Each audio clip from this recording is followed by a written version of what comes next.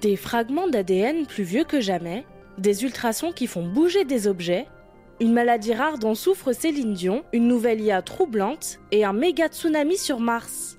Bonjour à toutes et à tous, je suis Maëlle Diallo et bienvenue dans Fil de Science, le podcast Futura où l'on retrace ensemble l'actualité de la semaine.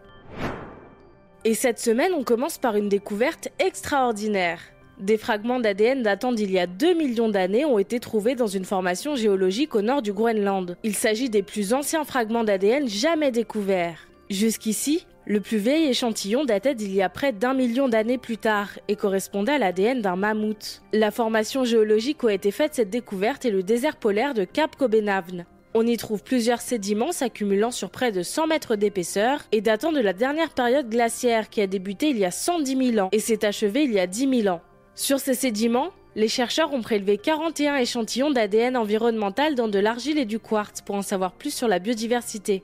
Leurs résultats révèlent la trace de plusieurs êtres vivants, lièvres, rennes, rongeurs, oies, et même des essences d'arbres dont du bouleau. Ces fragments sont étonnamment bien conservés car ils étaient enfouis sous des sédiments qui s'accumulaient depuis 20 000 ans, préservés par la glace et le pergélisol, et surtout loin de la main de l'homme. De plus, l'ADN survit mieux dans des conditions froides et sèches. Avec ces découvertes, les scientifiques ont tenté de reconstituer l'écosystème de Cap Cobenhavn il y a 2 millions d'années, à l'époque où le climat y était beaucoup plus chaud. On y trouvait ainsi beaucoup d'arbres différents regroupés en une forêt boréale, ainsi qu'une faune diverse, ce qui remet en question d'anciennes théories. Il ne nous reste plus qu'à patienter pour lire la prochaine étude, dans laquelle les chercheurs comptent bien reconstituer l'entièreté de cet écosystème. Si vous êtes fan de science-fiction, vous vous souvenez peut-être du rayon tracteur de Star Trek, qui permettait de faire bouger des objets sans les toucher. Eh bien, figurez-vous que des chercheurs de l'université du Minnesota aux États-Unis sont en phase de faire de la fiction une réalité, enfin à plus petite échelle. Ces scientifiques ont en effet réussi à déplacer des objets grâce à des ultrasons, un exploit déjà réalisé par le passé, mais sur des matériaux de quelques nanomètres ou millimètres. Ici, il s'agit d'un objet de plusieurs dizaines de millimètres, donc de plusieurs centimètres. Cette avancée est possible grâce aux métasurfaces. L'objet est recouvert de minuscules motifs qui modifient la manière dont les ultrasons interagissent avec lui. Les chercheurs peuvent donc contrôler la direction de la force exercée et ainsi choisir de tirer ou repousser l'objet. Cette technique pourrait servir dans plusieurs domaines scientifiques mais aussi en robotique et dans la manufacture. Les chercheurs comptent tester d'autres matériaux, fréquences et tailles d'objets afin de rapprocher toujours plus la fiction de la réalité. Une mauvaise nouvelle pour ses fans, Céline Dion a annoncé repousser ses dates de tournée. La cause, elle souffre d'une maladie rare qui ne touche qu'une personne sur 1 million, le Stiff Person Syndrome, ou syndrome de l'homme raide. Cette maladie neurologique serait une pathologie auto-immune, plus fréquente chez les personnes souffrant d'autres pathologies auto-immunes, comme le diabète de type 1 par exemple. La maladie provoque une raideur musculaire qui immobilise progressivement le tronc, les hanches et les membres, affectant la démarche. Cette raideur s'accompagne de spasmes musculaires incontrôlables et douloureux qui peuvent mener à des chutes. La colonne vertébrale est figée dans une position qu'on appelle hyperlordose, qui accentue la courbure au niveau des lombaires. Les symptômes sont également cognitifs, avec une hypersensibilité au bruit, au toucher et aux situations stressantes qui peuvent provoquer des crises de spasmes. Malheureusement, il n'existe pas à ce jour de traitement contre ce syndrome. Les médicaments ne peuvent que soulager les symptômes. On prescrit généralement des benzodiazépines et de la baclofène, un relaxant musculaire. Quant à Céline Dion, elle devrait remonter sur scène en France en septembre 2023. Ça devient une coutume dans Fil de Science. Les exploits des IA ne cessent de nous fasciner. Et cette fois, on parle d'un chatbot qui imite de manière époustouflante le langage humain.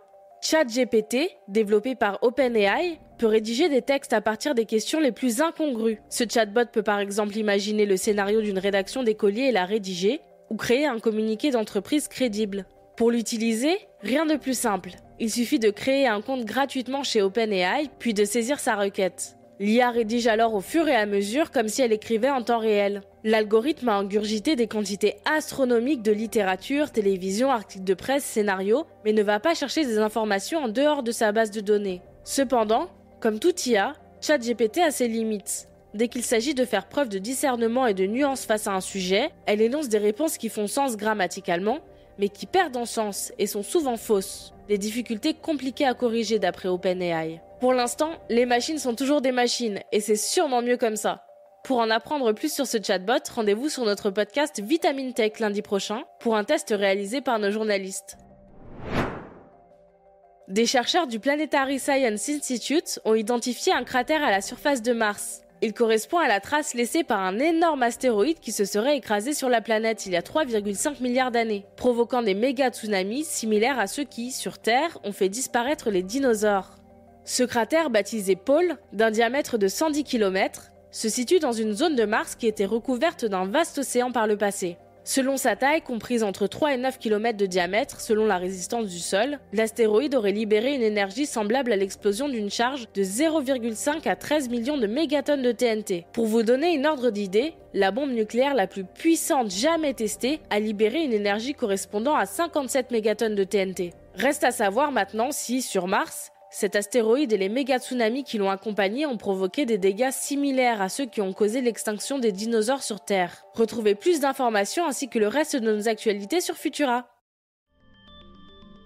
C'est tout pour cette semaine. Si vous nous écoutez sur les apps audio, pensez à vous abonner pour nous retrouver toutes les semaines et à nous laisser une note et un commentaire pour soutenir notre travail.